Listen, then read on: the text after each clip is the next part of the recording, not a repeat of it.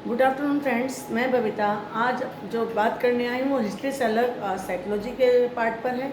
मन हुआ कि आज आपसे ह्यूमन बिहेवियर के बारे में बात की जाए, जिसके बारे में बात करना भी ज़रूरी हो जाता है। साइकोलॉजी मेरा अपना सेकंड विषय है। साइकोलॉजिस्ट हूँ तो साइकोलॉजी की ही बात करूँगी।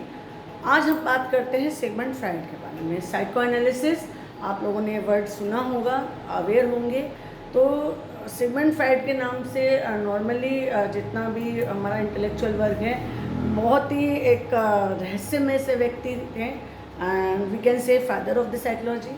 सिगमंड फ्राइड एक ऐसा नाम है जिनके बिना साइकोलॉजी की कल्पना ही करना मुश्किल है, जिन्होंने पूरे वर्ल्ड को एक चीज़ बताई कि हमारा जो इंसान है, जैसे किसी को बुखार आया, खांसी आया, मिर्गी का दौरा पड़ा, कोई परेशानी हुई तो फिजिशियन के पास ही जाते थे। सिगमंड फ्राइड एक ऐसे व्यक्ति हुए हैं, ऐसे महान साइकोलॉजिस्ट हुए हैं, ऐसे न्यूरोलॉजिस्ट हुए हैं, जिन्होंने ये पता लगाया कि ह्यूमन बिहेवियर जो है वो माइंड से सारा कुछ चलता है, और माइंड में हमारा जो मनोविज्ञान, हमारा जो मन है, वो हमारी इस पूरी बॉडी को चलाता है। कहते हैं ना कि अगर मन स्वस्थ है तो हम स्वस्थ हैं, कि जो हमारा माइंड है, healthy mind is living in a healthy body. हम बॉडी तभी हेल्दी रह सकती है जब हमारा माइंड हेल्दी है।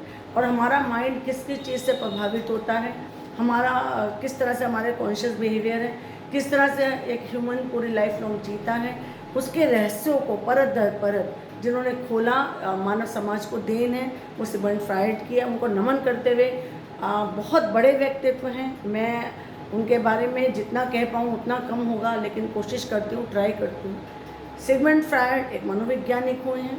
सबसे पहले वो एक फिजिशियन थे, और उन्होंने जब अपना ये काम शुरू किया अपना, तो उस टाइम उन्हें खुद नहीं मालूम था कि वो ह्यूमन समाज को क्या दे रहे हैं। उनके पास जर्मन में उनके पास कहते हैं कि जैसे कोई लड़की को दिल से दौरा पड़ता था, कुछ होता था, तो उनको लाया गया। उन्होंने ह्यूमन बिहेवियर को बहुत नज़दीक से देखा एज ए फिजिशियन। पहले वो जब पैदा होते हैं तो 7-8 भाई बहनों के बीच में थे। उनके ऊपर बड़ी कुशाग्र बुद्धि थी, और वो जो काम करते थे उनको बड़ा, हालांकि अभाव था, लेकिन फिर भी उनको बहुत ज़्यादा घर में मान सम्मान मिलता था।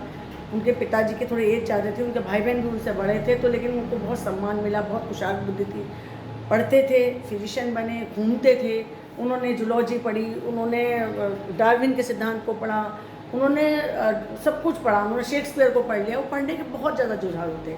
तो पढ़ते पढ़ते पढ़ते जीव विज्ञान ये सब करते करते वो डॉक्टर्स के संपर्क में आते रहे, फिजिशियन के संपर्क में आते रहे। फिर उन्होंने ये मन के विज्ञान पर और इस पर काम करना शुरू करा, मिर्गी के दौरे की लड़कियों पर काम करना शुरू किया। उन्होंने जब समाज में ये चीज़ बताई कि जो मेन एनर्जी है in our body, that is psychic energy, we can say it is libido energy, और जब human mind is always attract to through opposites. और उन्होंने ये बताया कि हम हर 7 सेकंड में इंसान अपोजिट सेक्स की तरफ को जाता है और उसकी तरफ को ध्यान करता है। तो एक बड़ा विवाद का विषय हो गया था कि क्या ये साइकिक एनर्जी, क्या ये लिबिडो एनर्जी, क्या जो ये सेक्सुअल एनर्जी की बात कर रहे हैं, कि क्या ये सही बोल रहे हैं। तो लेकिन बाद में जब पता चला कि उनकी बहुत सारी बातें सही थी, उन्होंने जो एक मेन बात बताई है, उन्होंने साइकोएनालिटिक थ्योरी दी है, जिसमें उन्होंने ह्यूमन पर्सनैलिटी की 5 स्टेजेस इसके बारे में बताया है, और एक एक करके ज़रा आप समझने की कोशिश की। उन्होंने कहा सबसे पहले एक ओरल स्टेज है जो कि 0 to 18 मंथ्स की है, जिसमें कि बच्चा अपनी माँ का ब्रेस्ट फीडिंग करता है, तो उसमें उसको जो प्लेजर है वो अगर उसको नहीं मिलता है बचपन में, तो वो पूरी ज़िंदगी उस चीज़ को ढूंढता रहता है, और उसको वो चीज़ बीमारी के रूप में कहीं अनकॉन्शियस उसके ऊपर प्रभाव डालती है। इस तरह से उसके बाद फैलिक स्टेज है, जेनिटल स्टेज लास्ट में आती है, लेटेंसी स्टेज है, और इस तरह से वो बताते चले गए कि सारी स्टेजेस हैं।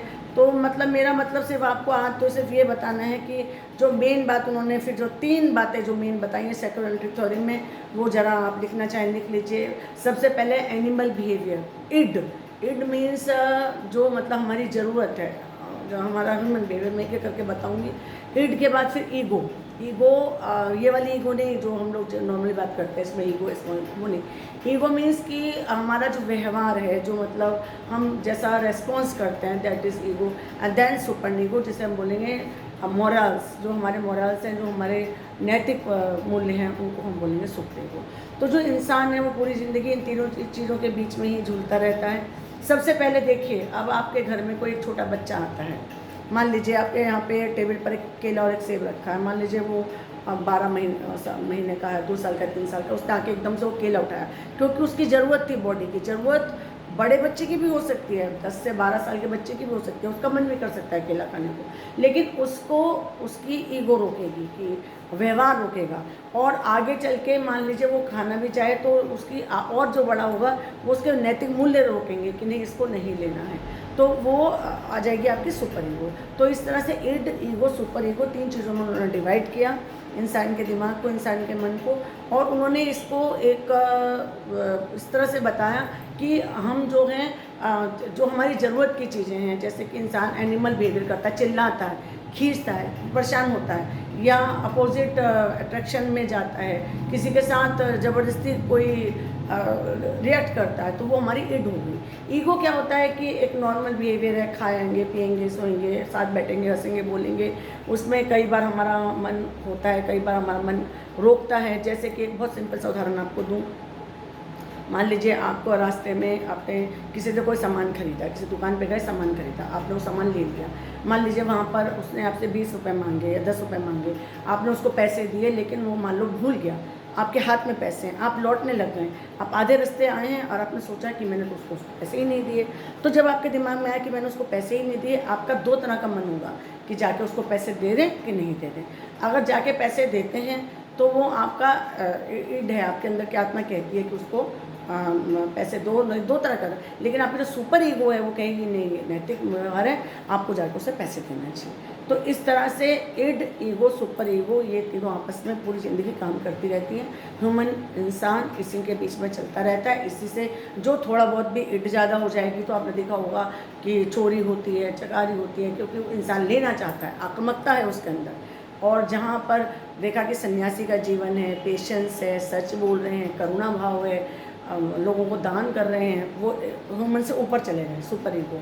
और ह्यूमन जो है नॉर्मल बिहेवियर है, खा रहे हैं, पी रहे हैं, दोस्ती है, हंस रहे हैं, बोल रहे हैं, दैट इज़ ईगो। तो ये तो 3 चीज़ हो गई, इड, ईगो, सुपर ईगो, जो कि हमें सिगमंड फ्रायड ने बताया था।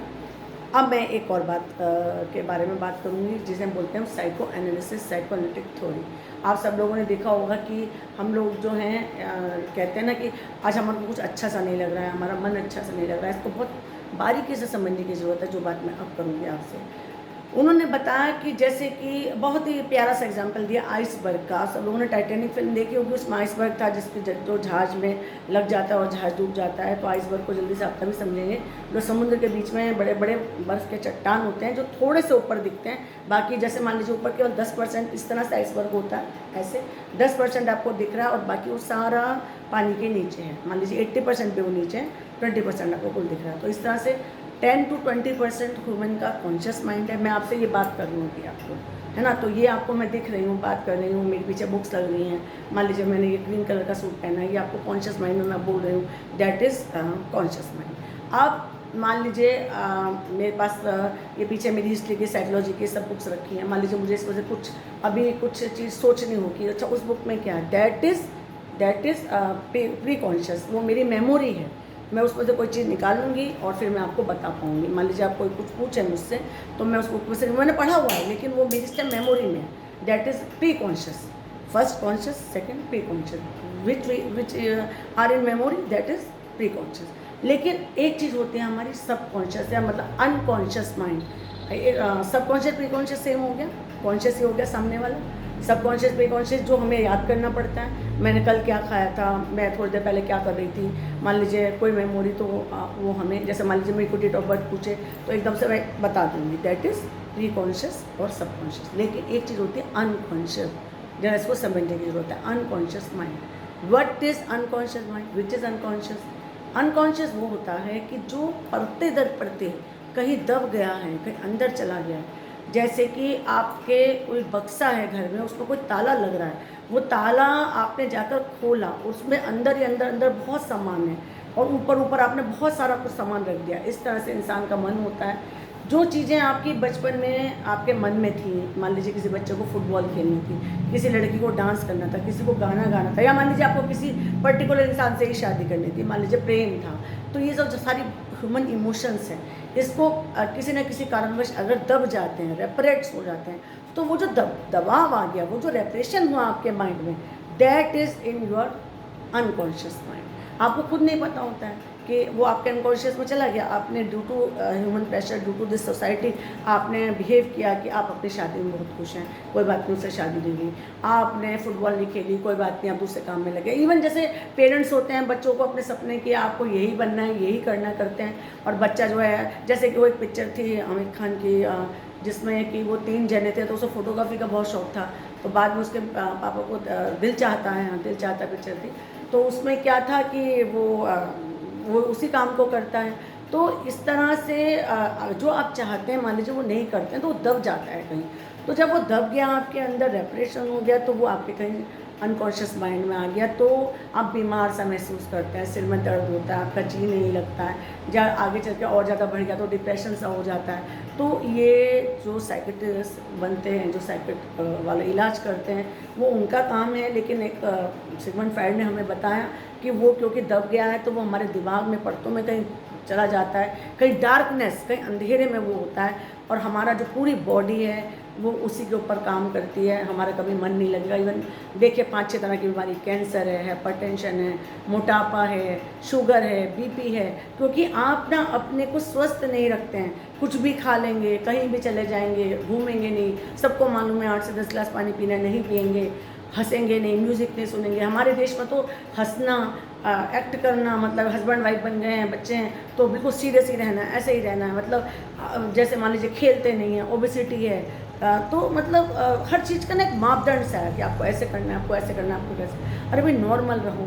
तो वो बहुत साल पहले वो बता रहे हैं आपको सिगमंड फ्राइड कि जब हम अपनी इच्छाओं को दबाते हैं